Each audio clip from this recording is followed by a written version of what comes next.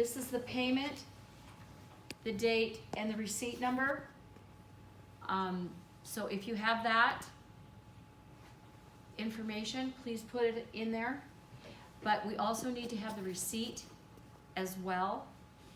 Your NCR form gets folded like this and put up on the instructor's table that is your instructor for that day. We want to be able to see this part, but we want to cover this part and this part up because that's where your grades are. And we don't want that out for everybody to see.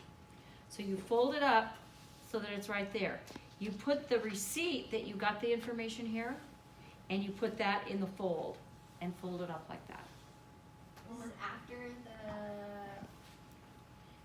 So you would just fill this information out, take the receipt, put it there, and leave that up at the instructor's desk. It's like really blurry. It's going What do you mean by receipt? We're paying for each other? No, this is for when you have a real patient, Oh. for next semester. Yeah, you have to pay for your file. As long as I get an A. Hey, good, eh?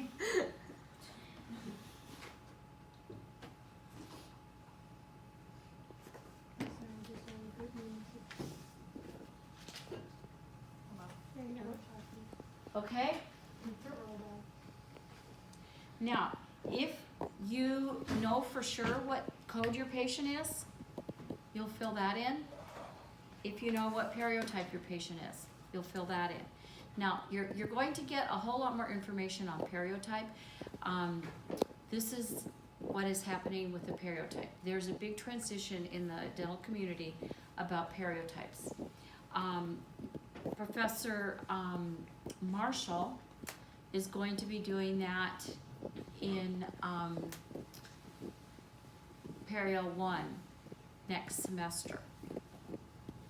But you have different requirements. You have to have so many Perio 1s, Perio 2s, Perio 3s. However, that's not how they're classified anymore. They're not classified by 1, 2, and 3. There's a whole new classification. This next spring is going to be the first time that the boards are going to be having questions about the new way of classification. So this last spring was the last year that they are going to have that they had questions on the old periotyping. So the new perio classifications will be spring of 20. So you will be the second year, spring of 21, with the new perio classifications. So what we are recommending you do is that you see code 1s, perio 1s. So basically a very easy patient, somebody that had their teeth cleaned 6 months ago and has very little calculus. That's how we want you to start out. So the code 1 is now called Perio 1? No, there's, code 1 is calculus, Okay. perio 1 is perio. Okay. So you have 2 different requirements Okay, for each patient. for each patient. Okay. Would that be like the probing test? Well, you determine the perio assessment, you determine the periotype after you've completed the entire assessment. So that's part of it, but there's a lot more to it. So we would need to know the periotype of our patient for the final. No, your periotype, we're going to assume that it's a code 1 type 1 Oh, for your final.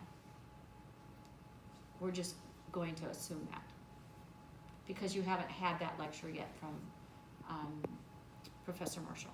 Just curious, what exactly is the final for this class gonna be on for DH15? I know we're working on patients, but are we doing like a little bit of everything?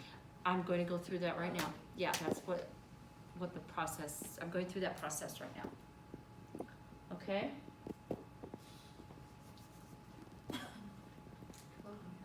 Okay, are we all on the same page so far? Yes. is it okay if I bring a paper notes for everyone so we can write our notes like on it? I feel like that would get lost if I read it. You go run and grab a stack with it. Yeah, just make sure that there's enough for the rest of the seniors tomorrow. Okay, I need to see this. I just don't want to, Not 1%. yeah. I just don't wanna lose